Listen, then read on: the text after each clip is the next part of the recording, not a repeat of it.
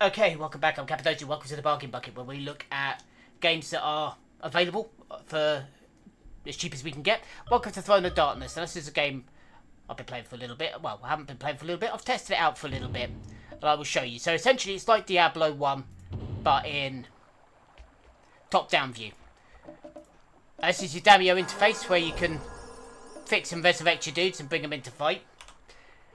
Now, it's... As you can see from the graphics, it was released in 2021. It is an old game. You start off in your castle, have to fight your way out. I'm not going to go into the story too much for you, because I don't want to spoil it.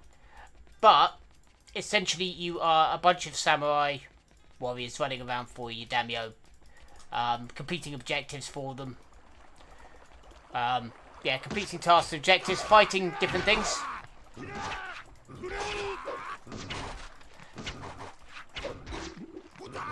Like these. Light health pot, nice, we'll take that. There we go. You have different classes, so brick, ninja. Let's bring my ninja down. Okay, now you're probably wondering what all these are about. A big bit of Digu blubber. Now that is where this game actually gets a little bit interesting. I just want to harvest up some stuff.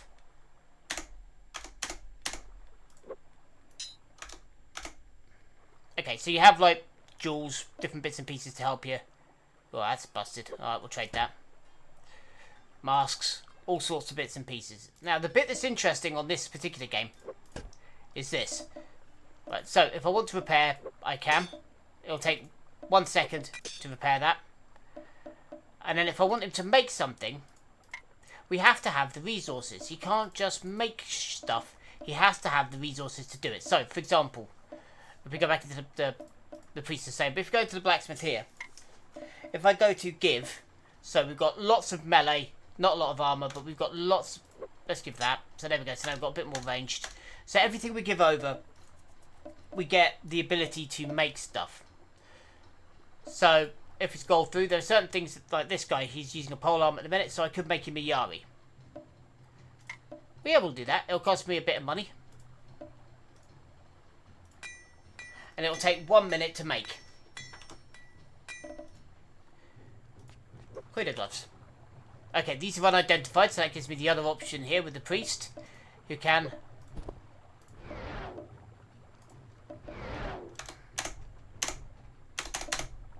identify things.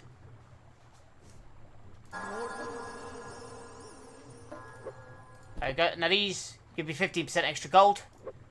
So that'll be worth a shot. These 9, he can't use it. 4, they're better. He's got 4, but that's me. 4, 4. These are slightly better. And this guy, if we want extra spells, extra abilities, we can give them to him through there. Alright, we've got 20 seconds until this Yari's made. And then the fun bit kicks in. This is available. This was released in 2001 by Sierra, who made the Hellfire for Diablo 1, the DLC.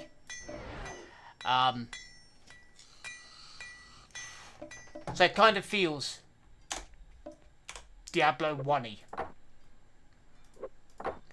I hope I'm making myself sort of clear by what I mean by that. It does feel very much like Diablo 1.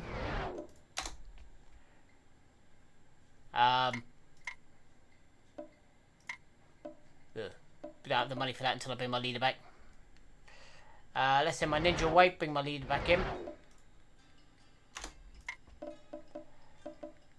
Do we have the money? No. Okay, so this is the bit that, like I said, was a bit interesting here, which is the customized weapons. So if we take, like, this armor here, you can see we put these on. So, same with this knife. So if I were to take this polearm, well, we've just sent him back, but well, there he is. So we've got 3 magic slots on this polearm. So if we go to my leader, we could put, for example, a purple shell arm on it. Yeah, most of the big ones have got effect weapons, so we could do that. That'll cost 60, which we don't have, but it would... You cannot abort the item customization until all added components are removed. but it would add extra abilities on. So, for example, with the sword that I've got here, the bow, I added a few bits on. I did the same with my little sword here. So I've got extra weapon skill and freezing ability. But yeah, so that it's the same with the priest. If I give him stuff, then I'll gain extra spells abilities. So at the moment, yeah, I've got stone bolt armed. So yeah, it's...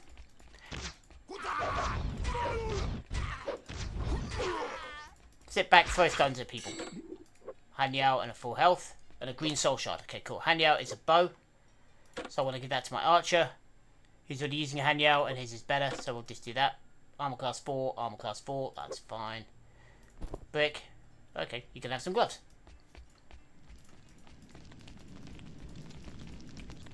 Okay, there is a storyline that goes along with this. I'm not going to dig into it because I don't want to spoil it. But there is a storyline involved. That is confusing the hell out of me. Let's send everybody home for a minute. We'll bring Brick, we'll bring Swordsman, and we'll bring Archer back.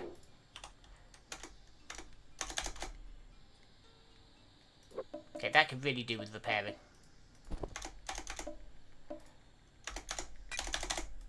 Takes a second and it's done. Who is carrying that purple soul gem? You are.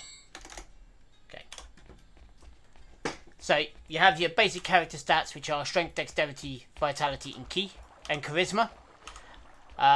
Dexterity, obviously, move faster, hit things easier. Strength, hit things harder, carry bigger weapons. Whoops, drop me pipe. Ki is put your mana up. More spells.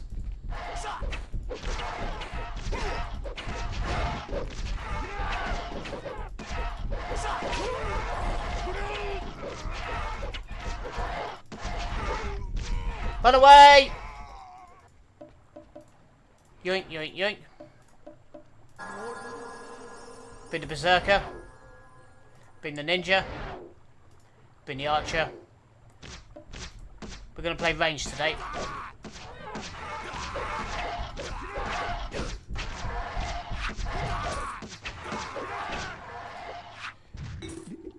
Full restorative. Nice. We'll take that. I'll use that. Yeah, this is the Daimyo panel. Your Daimyo, you can send your guys back to heal, or you can go sit in the shrine room with him. Ooh, monies. How much did we get? 370. Okay, so we can do now a little bit of... That's only got one magic slot. This item is already fixed. But we'll do that. So what affects armor? Geki bones. So we'll grab a Geki bone. Put that in. 2 seconds, 22. What does it do? Increased durability. Not great, but not bad. This thing has 4 slots left. So we'll put a coral in here, see what that does.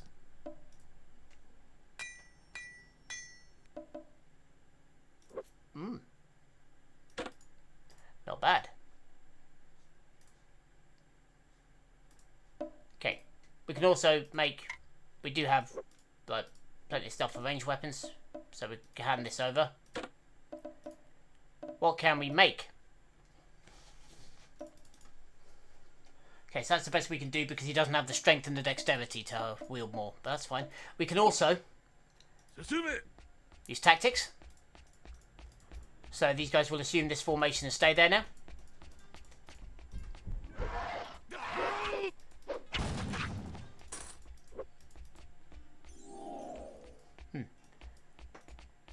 God's drained my key. That was like a little shrine. Okay, so to describe this game, it feels like Diablo 1 in Japan. If you get my meaning.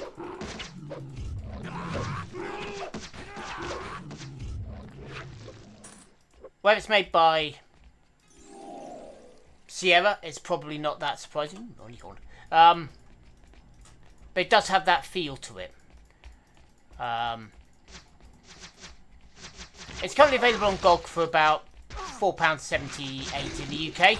Obviously, check your local pricing. Ah! Bitches are shooting me. Out of the way! Running away! That's the thing with this game, you have to learn discretion is the better part of valor sometimes. Send Archer away, bring in Brick. Send Berserker away, bring in Wizard.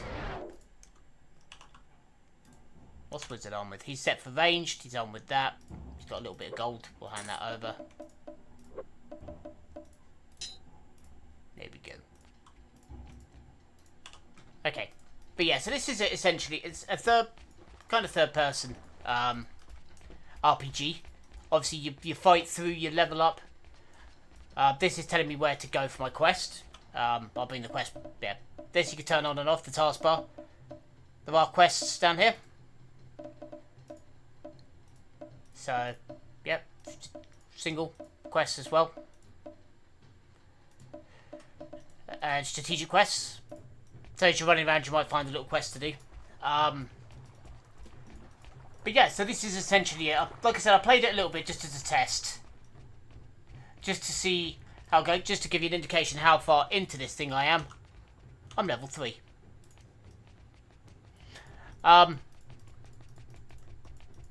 Yeah. It's taken me quite a while to get this far. It's taken a couple of hours to get my guys up to the different levels. Because not everybody levels up at the same speed. Obviously, it depends on how often they're in your party, how often they're back at the Daimyo, how often they actually get hits and kills and things like that. So it does all depend. But to sum it up, like I said, Diablo 1 in Japan. If you like samurai games, you're going to love it. If you like games like Diablo 1. Because this was, like I said, 2001, so 25 years ago now. So yeah, probably not far off Hellfire. It has that feel to it. The controls are a little bit sticky sometimes. They're not as responsive as one might like. I mean, they're not bad, but they're not incredible, if you know my meaning. They're alright, they do. Okay, this was the way we came a minute ago. Yeah, they're not bad. They do. It is not a bad game. I do like that mechanic with the blacksmith and with the priest. If you find unidentified items, the priest will sort that for you as well. Obviously, repairing. If it takes time, he keeps it, and then you can just collect it when you're ready. You don't have to go to him to collect it. It just teleports magically to you, which is alright.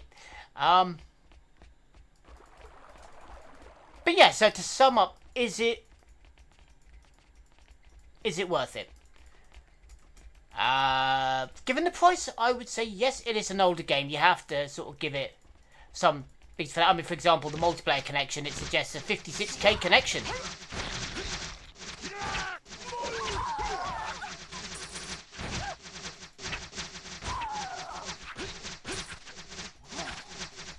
Running! And we're all dead. So there we go, all dead. But yeah, so in like multiplayer, it suggests a 56k ISDN or LAN DSL. 56k connection. Brilliant. So yeah, if you like older games, if you like that sort of Diablo 1 style, you will enjoy this. If you're just into samurais and stuff like that, again, you will enjoy this. So is it worth like £4 odd? I would say so. You do get, it's not like an hour's play and you're done either. It's several hours of gameplay involved in it. So yeah, for pounds per hour, it's definitely pretty good. Like I said, I've been playing, well, how long? Doesn't show you. But I've been playing a fair bit because obviously I've leveled everybody up. So yeah. Personally, I would say, yeah, for a fiver, it's not bad, providing you can handle the slightly older graphics and the slightly clunky gameplay. If you can handle that, you're golden. But I'm going to leave that there. So again, thanks for your time. And for the minute, I've been Cappadocia. Signing off.